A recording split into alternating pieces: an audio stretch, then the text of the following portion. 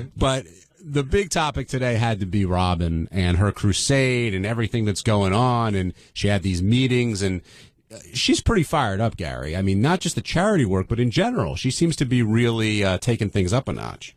Have you ever seen her this fired up? Not in a while, and she doesn't appear to be worried about where we're going. She's all her energies are being channeled. Maybe she is worried. She's channeling her energies to this. Now, is she taking the Twitter and Facebook world by storm? I guess she had a meeting about social networking, and she's learning what practicing what she's learned, I guess. It's a very weird thing for me, just in general, because like I had a Twitter account. I didn't really care about the Twitter account. And John, you and I have spoken about this a lot. Like, you tweet. I do. And I'm like, I do think it's, like, I'm with Howard. I think it's sort of narcissistic. You know, like, if I'm sitting at home and I have a thought about something, who am I to think that everybody gives a shit what I have to think? And then I've spoken to some people who say they do it because it's an outlet for them. So the book company gave me the whole, you should start tweeting now. And so I'm tweeting, and I feel funny doing it. Robin is just like, also, it's like, you got to tweet. The kids are all tweeting. You know, that's how I feel. Well, some people do it blindly for promotion, but other people, it's absolutely narcissistic. You put your thoughts up there and you think that however many hundreds or thousands or tens of thousands of followers are going to care what you have to say.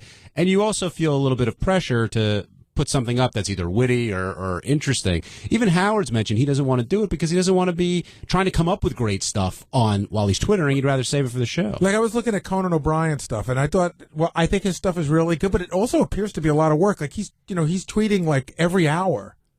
He's also building an audience, and right. I think it works for him in that way.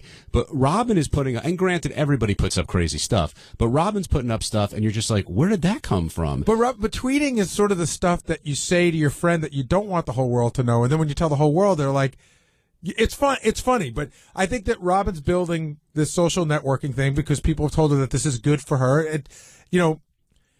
How many people have gotten all these things happen on Facebook now? You know, what's the comedian's name again? Dane Cook. Dane Cook got famous on Facebook. Betty White's on SNL. Yeah. Betty White's on SNL because of Facebook, and it's MySpace. Yes. And some people have over 1 million followers on Twitter. So, if you're trying to get something accomplished, you can't ignore it.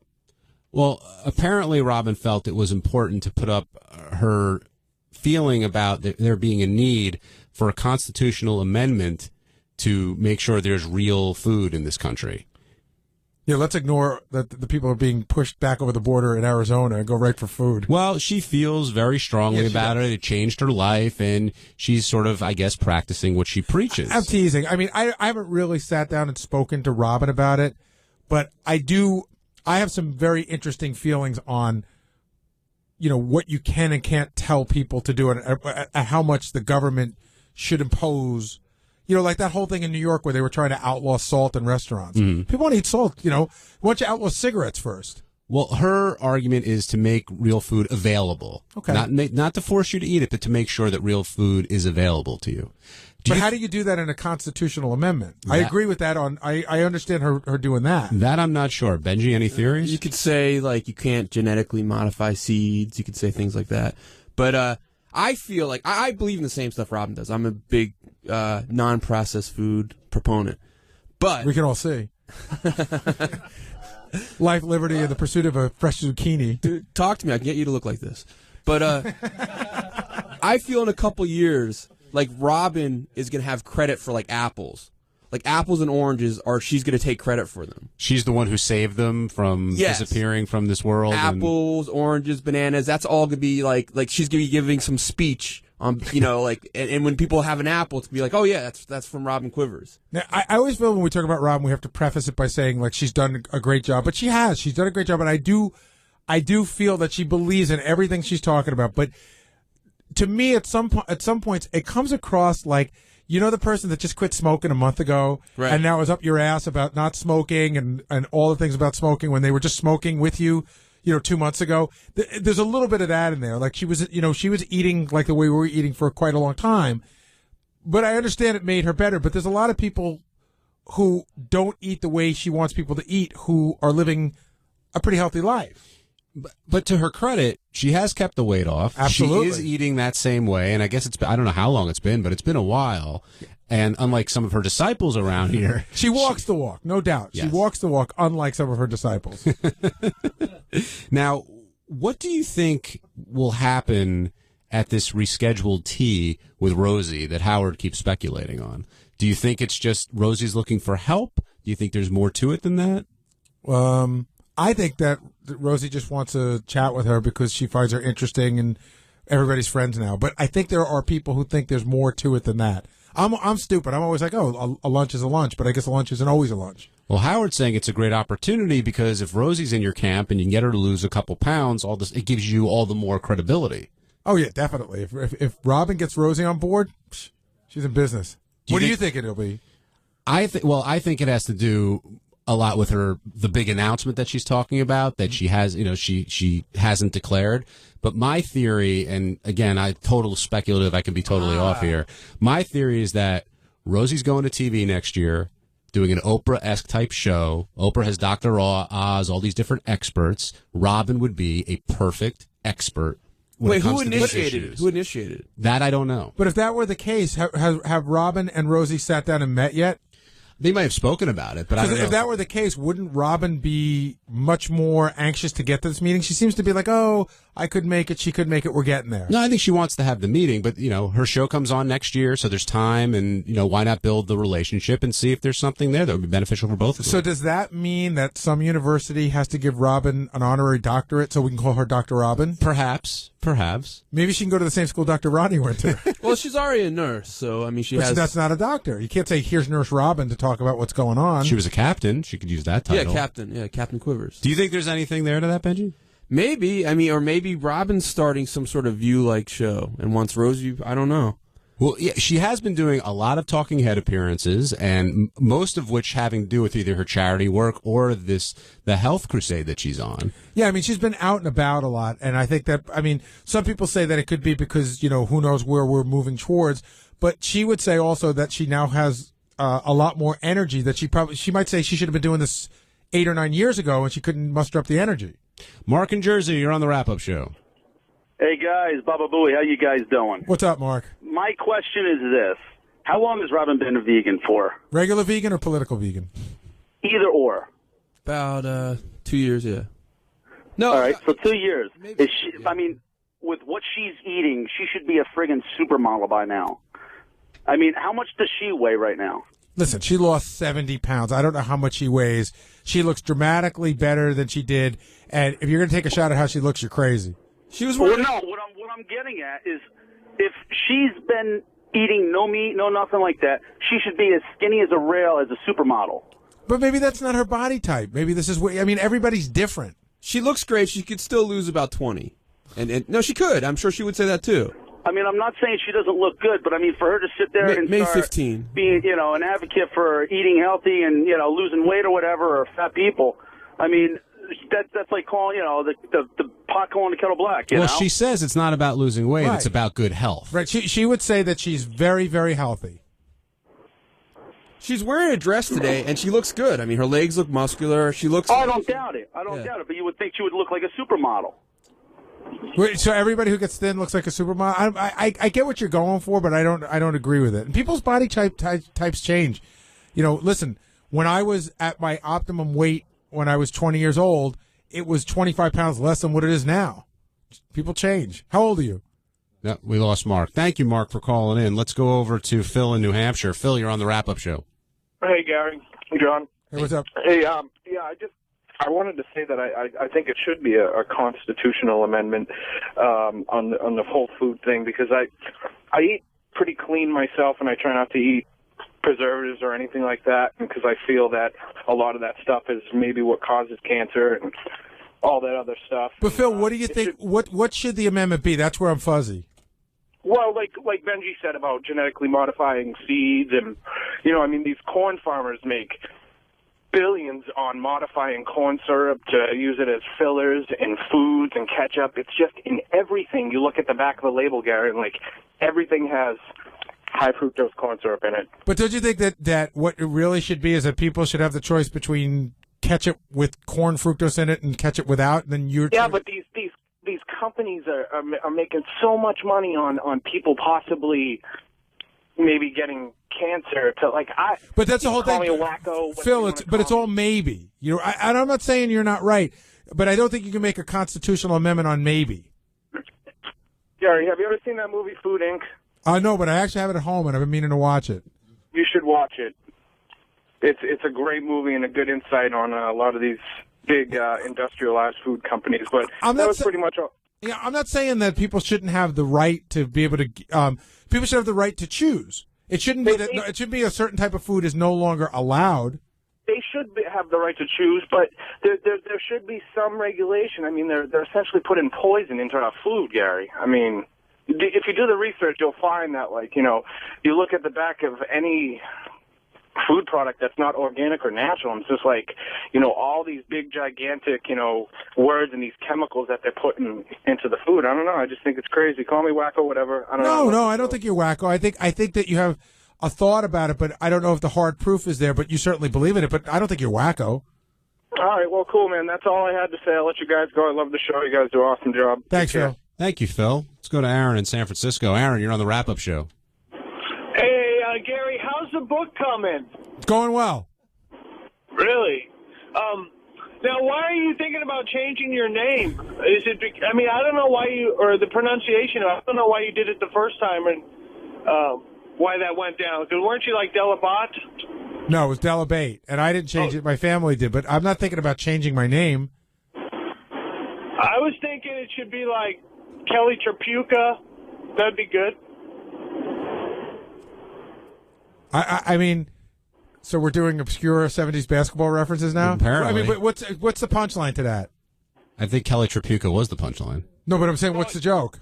I know you've addressed this in the past that people mistook for him in the middle 80s there. Right. What about Corey Pavin? Yeah. I get the joke, but okay. Aaron, we gave you 2 shots. Chris in North Carolina, you're on the wrap-up show. Hey, Gary, what's happening, buddy? What's up, Chris? Hey, when's that book coming out, man? November. Awesome. Also, the guy talking about Robin before wasn't taking into account her age. You know, she's, what, 57? Well, I started to say that. I think I said that when I said people's bodies change. But, yeah, Right. I agree with you. You have to take into account somebody's age. Absolutely. All right, keep it up, buddy. You guys are great. Thanks, Chris. Thanks, Chris. Yep. How frustrated does Robin get when Howard reminds her constantly that he has no interest in hearing how real food changed her life? I don't know. I mean, I think a part of that is he has no interest, but I think a bigger part of that is he knows that it gets under her skin, and it's fun. Benji? I was thinking about something else. What'd you ask? Oh, I asked if when Robin, Howard says he just doesn't want to hear her story, and Robin does it piss Robin off? Yeah, I think so. I think she's genuinely doesn't would like more of an emotional connection. Well, yeah, if you're a close friend, you would make the time to listen to the story. In Robin's eyes. Yeah, I think, one, she's hurt by it, but also even more hurt by it that he's making a point to say, I don't want to hear it. Right. It's also interesting because Howard eats really, really healthy for most people anyway. Like, in other words, compared to the way that, say, I eat, or, say, John would be a different level of eating, and then Jason's a whole other level. Like, Howard eats very, very healthy. Mm-hmm. So he's like, I'm already eating healthy. Why do I have to hear about how healthy you're eating? I think there's a little bit of that there. Hello, Ralph Sorella. Hey now. Hey now. Hey now. Yeah, a couple Robin issues. Her twittering and her health. I'd like to talk about her twittering first of all. Okay. Her twittering is awful. It just reeks of somebody who somebody latched a hold of and said, "You got to get your name out there. You got to, it's a way to promote." She doesn't understand what it is. She doesn't know how to work it. She's like a child in a Porsche. Just driving, putting the pedal to the metal, screaming all around. It's ridiculous. Her tweets are the worst. They're laughable. I mean, the rambling. I think I sort of agree with that. Like I said, I've been trying to do it, so mostly I've been tweeting about either sports stuff or TV stuff when it's something that's a genuine thought, instead of just saying, oh, it's 3:00 and I haven't tweeted in an hour. Right, and you admittedly said that somebody got a hold of you at the book company and said, hey, it's good promotion, but I think you just got to learn what that is for you because it's different for everybody. It's not necessarily just some random thoughts. Right. I will say that I haven't tweeted anything yet that I didn't really feel like I wanted to say. Like I'm not. Again, it gets to be like 6 o'clock. I'm on my way to the dry cleaners. Right. Oh God, those are the worst. Yeah, I've been keeping an eye on you. You're okay. Robin's just out of control. But Ralph, just rambling about the fucking Constitution and food. And Gary, you're right. First of all, tweets like food should be organic. They should just kind of come out of you. But you're right. She just, she's late to the party, and now she's preaching. She's like one of these drug addicts who is now a born again Christian and is preaching to everybody. That's what's annoying about it that she doesn't get. I don't want to be preached to by her about fucking food, and that's why Howard doesn't want to go to dinner and have her rattle on about it. do you think she's being a hypocrite, Ralph? In what sense? In the sense that beforehand she was a completely different way, and now she's, preaching something different. Yeah, it's just she thinks she knows it all about food, and she really doesn't. She's got some information, and just that she's rambling about something in the Constitution about food is just crazy. It turns people off to the message, which sucks. You know what I mean? Because the message is that you should eat healthy. And you certainly don't need a constitutional amendment to do that. And like the other caller was saying, corn syrups and everything, yeah, fine. Then, like you said, Gary, maybe I want to eat fucking high fructose corn syrup. It's about education, not about just fucking yelling at people. Right. Ralph's right. It's more about education than about saying I'm taking away this choice, because then you get into a weird area in this country.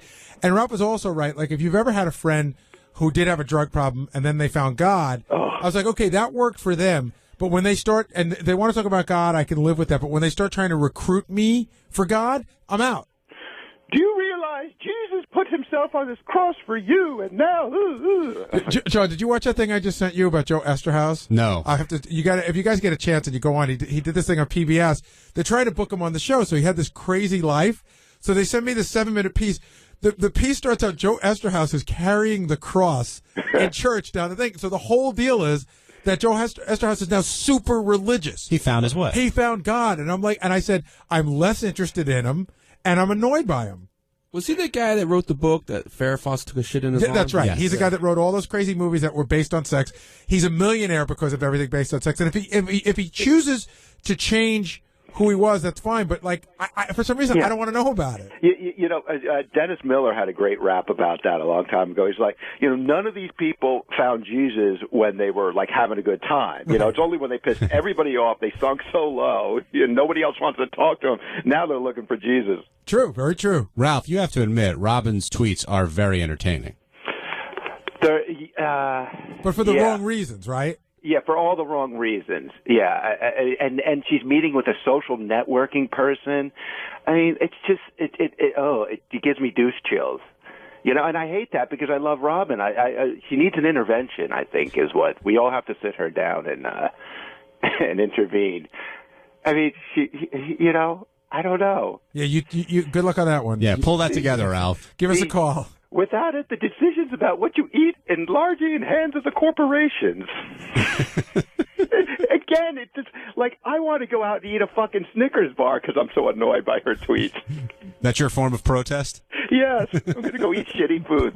But I'm on board. Reference of the point too, like, okay, Robin would say a Snickers bar is like poison, but if you eat a Snickers bar 3 times a year, is that okay? Absolutely. I think so. Yeah, I mean, like in other words, if you like, somebody brought up the point, like Robin drinks alcohol, and alcohol theoretically is poison to your body. Sure. If you're in that belief, but it's complete poison, but she overlooks that. It's good poison. It's good. It's poison that gets you good and drunk, so it's fun. I'm starting to realize Robin's vegan rules are a lot like the Amish. The Amish. They're very convenient. Well, I mean, that whole thing with that Amish chick yesterday, I mean, Will always talked to me because he grew up there. But the whole idea that you can't use a telephone, but you can go down the block and go to a payphone, what the fuck is that? Makes sense to them. All right. You can't drive a car, but someone can drive you around. Well, they said today, and the individual communities vote on it, and they decide, or I don't know if they vote, the elders might decide, but it's to keep it more of a community. So it's not like a... Then why get in the car at all? Well, because they decided that's worth the benefit. It doesn't take away it's not a, what's the opposite of benefit? But you're detriment? Yeah, it's not to the. I get it, but so you're saying either cars are in or cars are out. So cars are they're a necessary evil. They don't have to think black and white like you do. No, I'm just saying they're a necessary evil. Amish are more sophisticated. Can I say one last thing about Twitter, which is funny with Robin and somewhat with you, Gary? It's like I don't think that Twitter gives people a presence who don't have a presence on a daily radio show. I mean, she's kind of out there on a daily basis. You know what I mean? Right. I mean, the stuff I Twitter about is stuff I wouldn't talk about on the air. Like I said, I'm struggling with figuring out what it is. John and I talk about it, and I probably do it less than more. Because I just don't want to be one of those. Less is more, and you shouldn't talk to anybody about it. You should just do what you think and see how it works out. That's what I think. John's been more helping me with the nuts and bolts of it. I literally couldn't figure out. I couldn't figure out the whole fucking thing. John showed me how it works. Yeah, you should listen to Geek Time. We talk about it, but it is confusing. I mean, Sorry, I know how to work. I'm busy on a Saturday afternoon. Really? No, I'm kidding. It is confusing. Have you run by any tweets with John? Like, hey, is this a good tweet? Or have you run by with anybody? Like, no, I think the biggest thing that John showed me, I'm like, I don't understand this, I don't understand that. He's like, okay, here you are following people, but the biggest thing that John showed me is that people respond to your tweets, and that's a good place to respond to what questions they might ask you. Meaning what? In other words, some of the tweets that I've made are questions that people have asked me on Twitter. Oh, right. So that right there, somebody asked me a question. I think it's a guy asked me a question last night. He's like, how come you guys have never had Hugh Laurie on the show? Would you have him on? And I said, I don't know if we'd have him on, but no one has ever asked us to have him on. I would have let that one go. You really don't. You really didn't have an answer. Well, when did you become the Twitter police, Ralph? Exactly. I am. Somebody has to do it. But you know, Ralph's hold on. In a way, Ralph is right. It wasn't my favorite question. It was just my favorite question on the page. All right. Thank you, Ralph. See, the guy from the book company said, quick, Twitter something. Do you have a tweet yet that you're really proud of? Like, this was a good tweet? No. I love this one. Can you believe that in Thank you, Ralph. I don't know. I mean, who does have a tweet that they're proud of? I do. I just haven't started Twittering yet because Facebook was easier to figure out at first. But I do. I write stuff on Facebook. Like, that was a good line. I'm proud of it. A lot of people. But you're also a writer, Benji. A lot of people take pride if whatever you write gets retweeted. Right. Because that means somebody read it and found it important enough to send out to all the people following them. And that ends our Twitter segment. Jeremy in Texas, you're on the wrap-up show. Hey, man, you know what? I agree with Rob, man. I like some of her tweets. That's kind of cool, man. Just, see what that young, black, vibrant girl's doing. And I like to hear about her, what she talks about. And, fuck Ralph, that ass goblin. He's just jealous because nobody wants to see what the fuck he says. Do you think there's some truth to that? Is Ralph just a jealous ass goblin? I don't think so. Generally, he can be, but in this case, I don't. I really believe that. I don't think he's being jealous. I thought you were going to ask about if there's truth to the other part, that it's a good way to see what the young black chicks are up to now. No, that's a given. Were you asking me, is he an ass goblin? No, I was not asking you if he was an ass goblin, in fact. He's a total shit burglar. A BV deviant? All right, thank you, Jeremy. Shit burglar. Ted, let's take a break. When we come back, we'll talk about what happens during a break when Tim's in there, although we might have covered that a little bit. But we didn't cover Lisa G saying she'd screw Adolf Hitler before she got anywhere near Ronnie Munn. You're listening to the wrap-up show at Howard 100 and Howard 101.